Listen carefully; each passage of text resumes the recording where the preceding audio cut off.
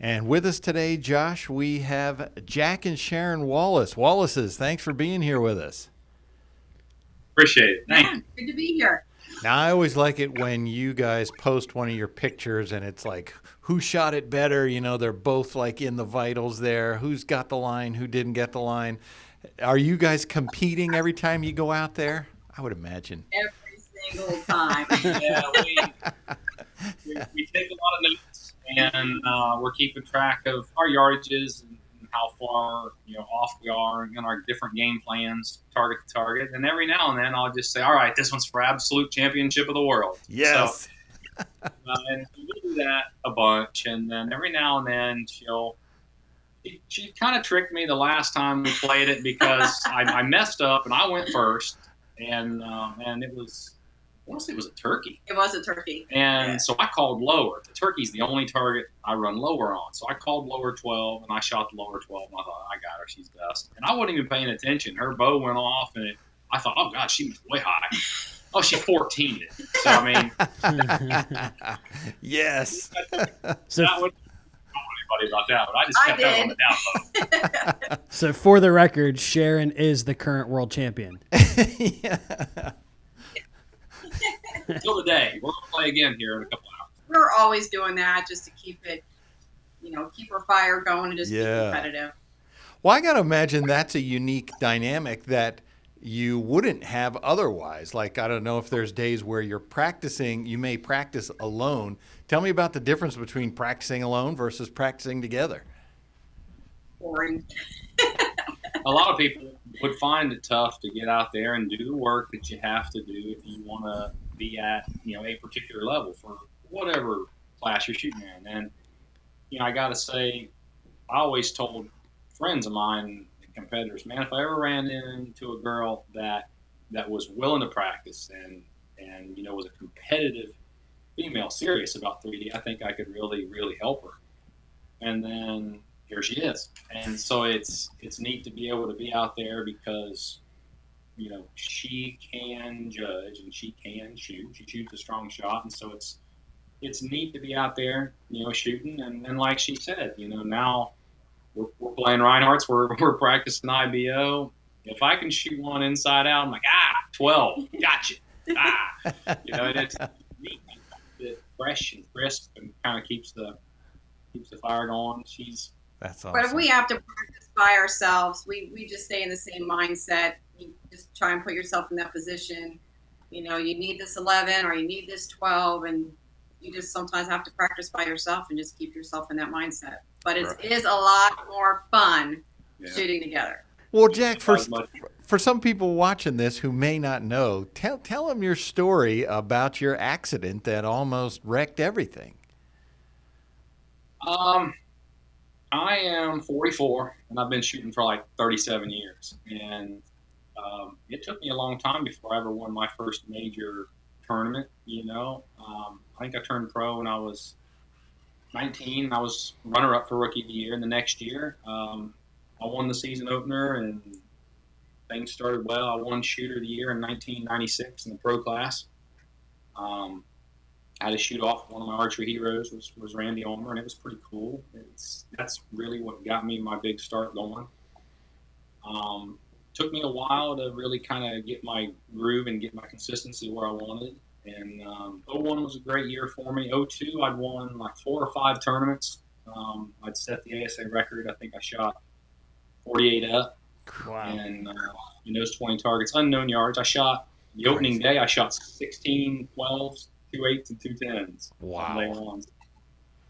That was a great year. Won a lot of shoots, and I won the Triple Crown, won the IBO World again, and then bought a new truck, and just driving down the road one day, and a kid, he was first day on the job, he was driving a little dump truck, pulling a trailer with a backhoe on me, ran a stop sign. And he hit me in my passenger door, it pushed me across my lane of traffic, and then a semi hit me head on coming the other way. So.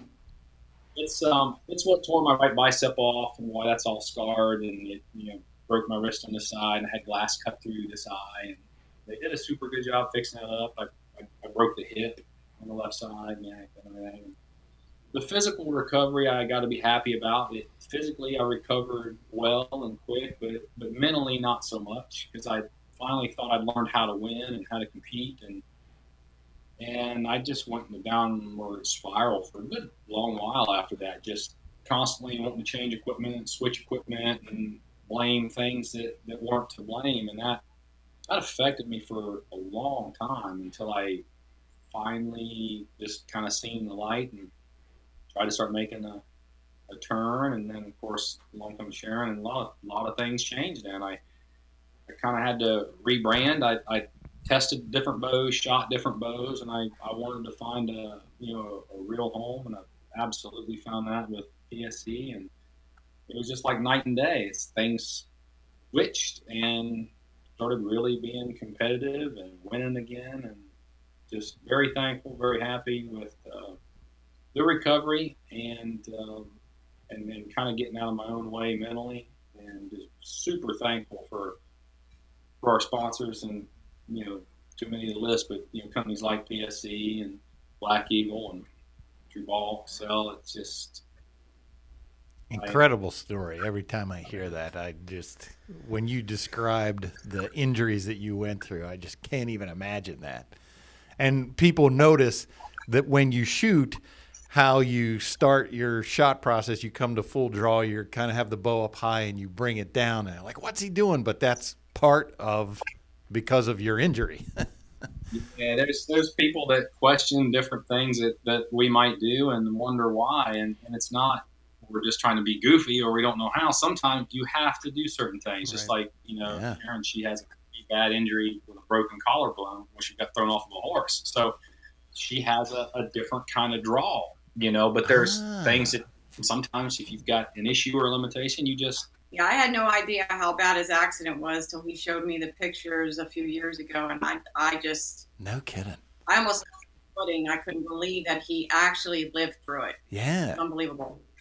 That's amazing. Well, and then Sharon, so last year or this year, you switched to join him at PSE. Tell me what that was like for you. Well, of course, when you shot for a company for 13 years, it's hard. It's a hard thing to do. Sure. It's a new thing. But I'm thankful I did it. They welcomed me with open arms. It's like a family. They love having me. They treat me like family, and I love being there. I really do. Yeah.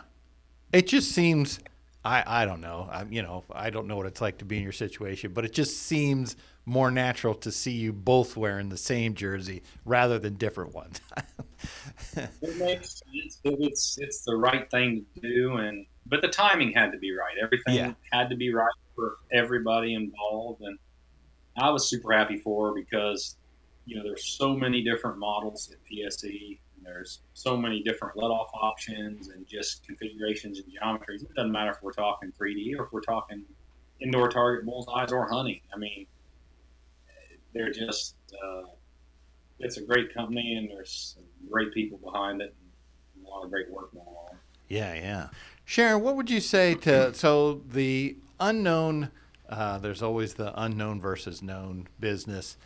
It in ASA, there is the pro classes that are unknown, but the women's side seems to be the one where if you go down to the open A, open B classes in women, there are few of them there. And that's the path then to the women's pro.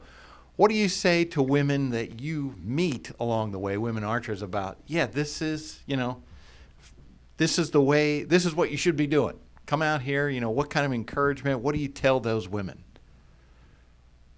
If they really want to do the unknown, obviously you need to shoot the unknown classes and stay away from the known. A lot of them are scared to move up because I believe it's 45 to 50? I think they got 50? I think open A girls are at 45. Yeah. They've got to make that jump to 50. That's kind of a bummer, I guess. I'd love to see I'd love to see the ASA have the last amateur class before going pro. Would be great if it was a 50-yard class. Right. Be the same. A little easier transition that step up to pro, but that's some of the stuff's just out of our control, I guess. Yeah, because you go to pro, they're thinking, oh, it's the pro girls, and we're exactly the same. We're just the same as they are. So Right. if they would have a pass that was 50 yards, so they could just kind of, think it's still amateur and keep calm and get their feet wet, then maybe they won't be so nervous about moving up to the pro class, because we're exactly the same thing. There's more money in it. Right, But right. it's exactly, we're very easygoing, love to have a good time out there. So I would hope they would want to move up, because we're very simple to be around. A lot of fun. Well, I always notice on the ASA ranges that the women are always the most organized. When we have at CAM, when we get our shooter cards at the end, before we go into the shoot down, I don't think I've ever had to go find a woman to ask her for her card. We always have them. Guys, we're always tracking them down. But the women, they got their stuff in order, and they're ready to go. And the other thing about the women's range, if you need a snack. Snacks. Yep, Snacks. I heard Sharon said it. You need snacks, you hang out at the women's range. Oh, that's We have awesome. all the snacks, no doubt. So I know you guys always want to be on the women's range, because we've got the food. Does that mean I have a reputation? Because she knew where I was going with that, PJ. They can spot what's coming. They know. Now, I've asked both of you this before in the past, but tell me, the shoot down at the ASA, is it harder for you to be in it or for you to watch the other person in it? For me, watching her, because I just there's nothing I can do. There's nothing I can control. I feel like I'm gonna throw up. My guts hurt.